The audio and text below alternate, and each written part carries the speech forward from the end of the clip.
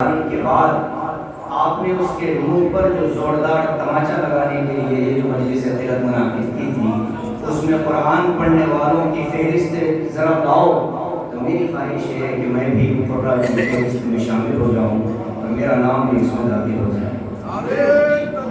میں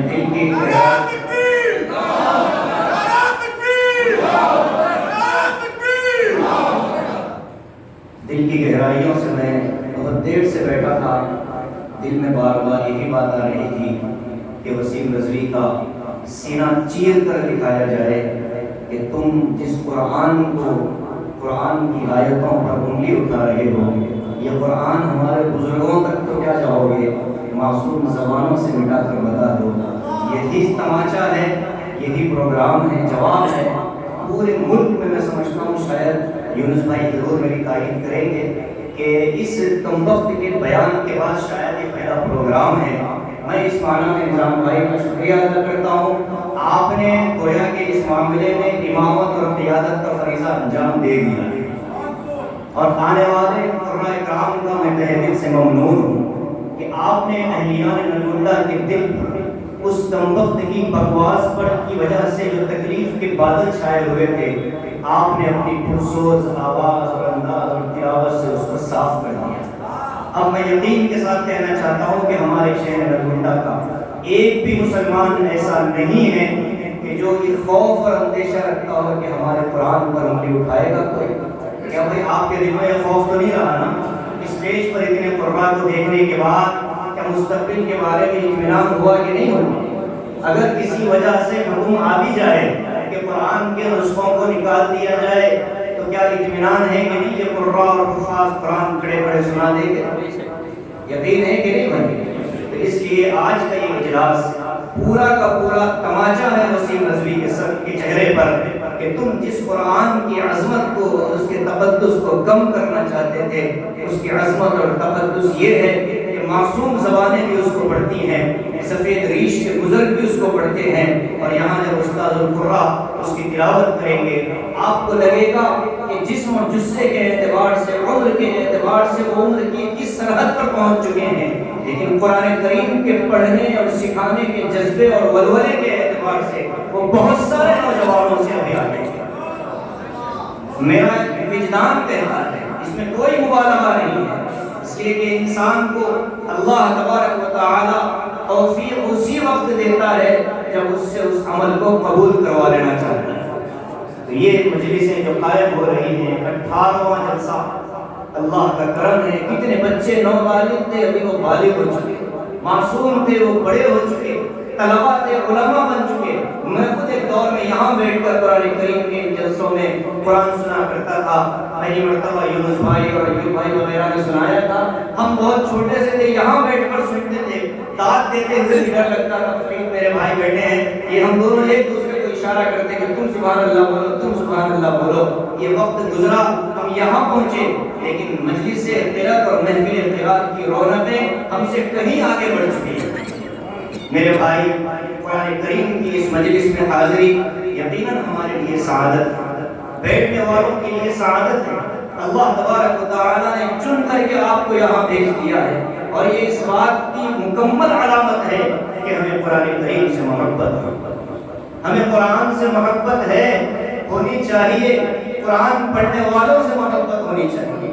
اللہ نے ہمیں نہیں دیا، لیکن جس کو دیا ہے اس سے محبت کر لیں، اللہ تبارک و تعالیٰ اس کی برکت سے ہمیں ہمارے نسلوں کو عطا فرمائے۔ اس لیے میرے عزیزوں، یہاں بیٹھ کر جو قرآن پڑھ رہے ہیں ان کے لہجوں کو دیکھیں، ان کی محنت پر غور کریں، کتنی قربانیاں دے کر یہاں پہنچے ہیں۔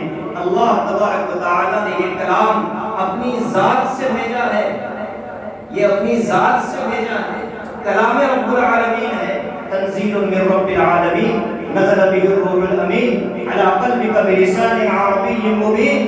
قرآن کریم کا یہ تعارف ہے جو قرآن خود کروا رہا ہے، یہ رب العالمین کی طرف سے آ رہا ہے۔ دنیا نے دیکھا ہے کہ قرآن کریم ایک ایسی کتاب ہے جس عمر کا، جس علاقے کا، جس خطے کا فرد چاہے اسے عربی نہ آتی ہو، پڑھنا شروع کرے گا، چاہے وہ نہ جانتا ہو معانی اور مطالب، لیکن پڑھتے پڑھتے اس کی زبان پر ایسے وہ چڑھ جاتا ہے بڑھتا چلا جائے اور ہم سنتے چلے جائیں۔ یہ مجلسیں جو یہاں لگ رہی ہیں، ایسی مجلس قیامت کے دن جنت میں لگے گی، اللہ پاک ہمیں نصیب فرمائے۔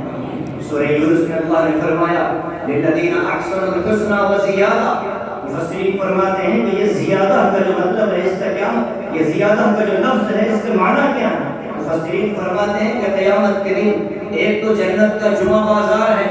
امام بغوی رحمۃ اللہ علیہ نے اپنی تفسیر میں نقل فرمایا کہ جمعہ کے دن بازار لگے گا جہاں چہرے ہوں گے، جو آدمی اور جنتی مرد یا عورت اپنا چہرہ اس جیسا بنانا چاہے گا اللہ تبارک و تعالیٰ وہ چہرہ عطا فرما دے گا۔ اور آگے فرمایا، حضور پاک صلی اللہ علیہ وسلم کی حدیث ہے، مسلم شریف کی روایت ہے، آقا نے فرمایا کہ یہ چہرے بدلنے سے لوگ نہیں بدلیں گے۔ جب وہ اپنے بالا خانوں میں اپنے محلات میں واپس جائیں گے، بیوی شوہر کو دیکھ کر پہچان لے گی اور کہے گی کہ یہ تم پہلے سے زیادہ خوبصورت نظر آ رہے ہو۔ ہماری طرح تو نہیں ہوگا کہ وہ کسی نے 2 لاکھ روپے قرضہ لیا کسی سے پلاسٹک سرجری کرنے کے بعد اب وہ جو صاحب قرضہ دیے تھے وہ ڈھونڈ رہے ہیں کہ بھائی جس کو میں نے چہرہ بدلنے کے لیے پیسے دیے وہ مل نہیں رہا۔ تو وہاں ایسا نہیں ہوگا کہ چہرہ بدلنے کے بعد بندہ بدل جائے، بیویاں پہچان لیں گی کہ میرا شوہر کون ہے۔ ایک تو یہ نعمت ہوگی، یہ ایک نعمت ہے جو جنتیوں کو ملے گی۔ اس سے آگے ایک اور نعمت ہے ملنے والی ہے، وجوہ یومئذ ناظرہ الی ربھا ناظرہ۔ اللہ نے فرمایا کہ صبح شام اللہ کا دیدار جن لوگوں کو ہوگا، ان کے بارے میں فرمایا گیا ہے کہ یہ لوگ وہ ہیں کہ اللہ تبارک و تعالیٰ ان کو جمع فرمائے گا۔ مرد حضرات کی مجلس لگے گی، عورتیں پیچھے ہوں گی۔ جب مرد حضرات جمع ہوں گے، اللہ تبارک و تعالیٰ حضرت داؤد کو کھڑا کرے گا اور کہے گا کہ داؤد تمہارا لحن تو مثالی تھا، کھڑے ہو جاؤ اور زبور کی تلاوت کر کے سنا دو۔ حضرت داؤد زبور کی تلاوت فرمائیں گے، سما بندے گا جیسے ابھی سما بن رہا ہے، اور آگے اللہ فرمائے گا کہ موسیٰ کھڑے ہو جاؤ، تورات کی آیتیں پڑھ کر سناؤ۔ حضرت موسیٰ تورات پڑھ کر سنائیں گے۔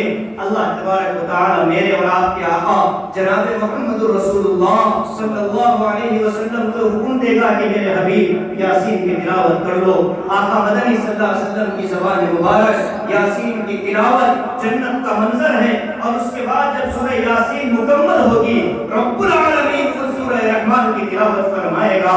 جب رب العالمین سورہ رحمان کی تلاوت کریں گے، جنتی مچل جائیں گے، جنتی تڑپ جائیں گے، اور دنیا کے اندر جتنی خوبصورت آوازیں سنے تھیں وہ ساری محو ہو جائیں گی۔ اللہ کا کلام اللہ رب العالمین کی طرف سے جنتیوں کو سنایا جائے گا، اور اس کے بعد رب العالمین کے اور جنتیوں کے درمیان سے جو پردے ہیں وہ ہٹیں گے، اللہ کا دیدار ہوگا۔ میرے بھائی جب اللہ کا دیدار ہوگا تو حدیث میں آتا ہے کہ پیچھے سے آواز آئے گی کہ یا اللہ آپ کے دیدار میں ہمارے شوہر ایسے محو ہو گئے کہ 40 سال کا عرصہ گزر چکا، ان کی پلک جھپکنے کے لیے تیار نہیں۔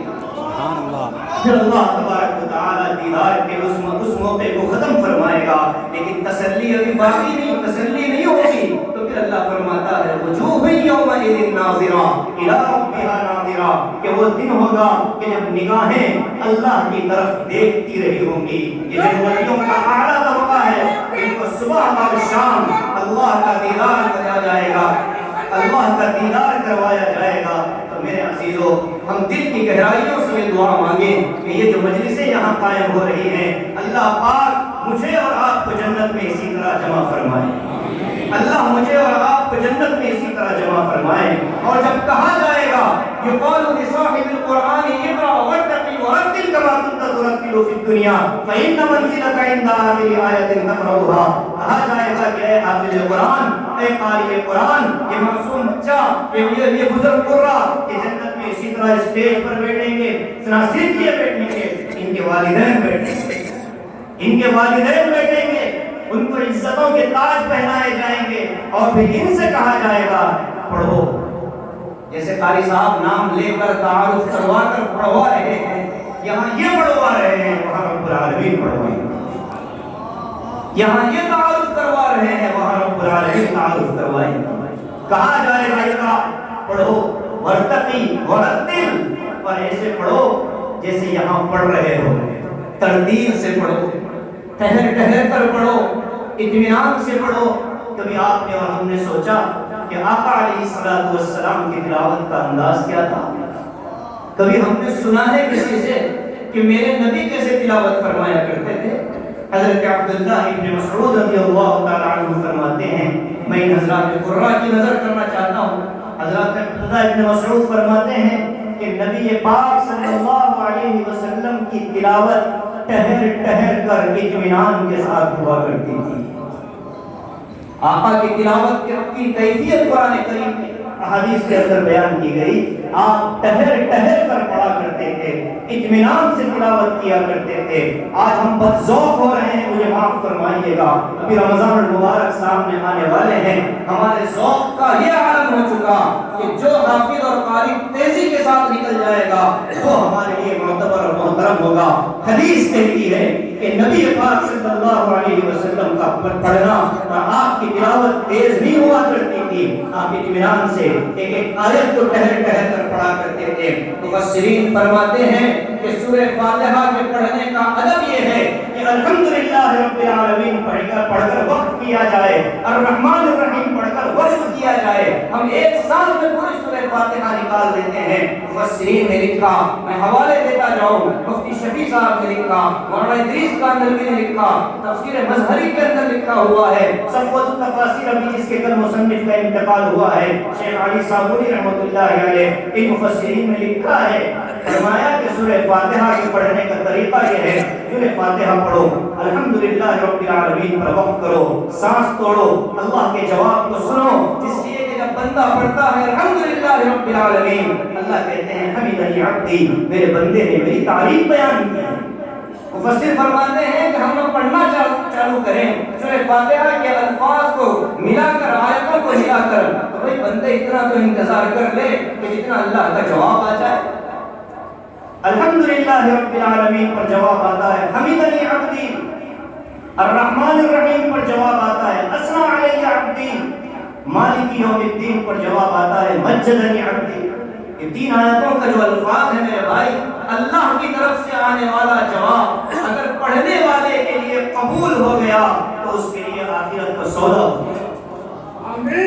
اس لیے میرے بھائی، قرآن پاک کے پڑھنے کے سلسلے میں قرآن پاک کو سیکھ کر پڑھنے کا معمول بنائیں۔ حضرت ابن مسعود فرماتے ہیں کہ میں نے 70 سورتیں نبی پاک صلی اللہ علیہ وسلم کی زبان مبارک سے براہ راست سیکھی، 70 صورتیں میں نے نبی سے سیکھی۔ حضرت ابی ابن کعب فرماتے ہیں کہ ایک دن آقا نے مجھ کو بلا کر کہا کہ ابی میں چاہتا ہوں کہ تم قرآن سنا۔ حضرت ابی نے قرآن سنانا شروع کیا، سورہ نساء کی تلاوت شروع ہوئی، پڑھتے چلے گئے، کچھ دیر کے بعد جب اس آیت پر پہنچے فَكَيْفَ إِذَا جِئْنَا مِن كُلِّ أُمَّةٍ بِشَهِيدٍ وَجِئْنَا بِكَ عَلَى هَؤُلَاءِ شَهِيدًا۔ وہ وقت کیسا ہوگا کہ جب ہم ہر قوم میں سے ایک گواہ کو پیدا کریں گے، اٹھائیں گے، اور اے نبی ساری انسانیت کے لیے ہم آپ کو گواہ بنائیں گے۔ جب یہ آیت پر پہنچے تو آقا کی طرف سے آواز آتی ہے حسبک الآن، حسبک الآن، بس اب تم بس کر دو اور رک جاؤ۔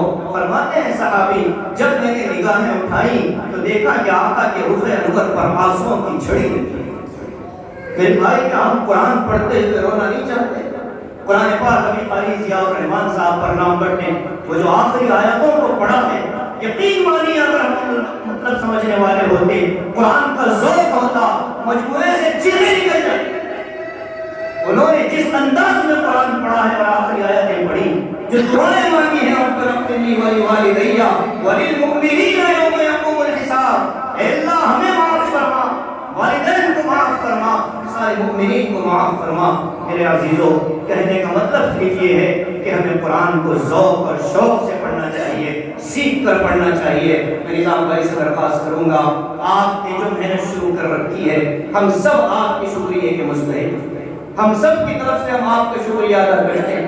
آپ نے اپنی زندگی کے بہترین ایام قرآن کریم کے سیکھنے میں صرف کیے۔ اللہ کرے کہ آپ کا یہ سیکھنا آپ کے آخری سانس میں برقرار رکھے، آپ کے فیض کو اللہ پورے شہر، پورے ضلع، پوری ریاست کے لیے قبول فرمائیں۔ جو محنت آپ کر رہے ہیں اس کے دائرے کو بڑھائیں، لوگوں کو جوڑیں، اور میں آپ سے درخواست کرتا ہوں یہاں آ کر قرآن کو سن کر چلے جانا یہ جلسے کی کامیابی نہیں ہے میرے بھائی۔ یہاں سے پیغام لے کر جائیں، جن کو قرآن پڑھنے آتا ہے وہ اور عمدہ پڑھنے کی تیاری کریں۔ تیار ہے بھائی؟ جن کو آتا ہے وہ اور عمدہ پڑھنے کی فکر کریں گے، جن کو نہیں آتا ہے وہ سیکھنے کی فکر کریں گے۔ اگر یہ پیغام یہاں سے ہم لے کر چلے تو میں سمجھتا ہوں کہ ہماری حاضری اللہ کے دربار میں قبول ہو جائے۔ اللہ تبارک و تعالی ہم سب کو توفیق عمل نصیب فرمائے، آمین۔ وآخر دعوانا ان الحمد للہ رب العالمین۔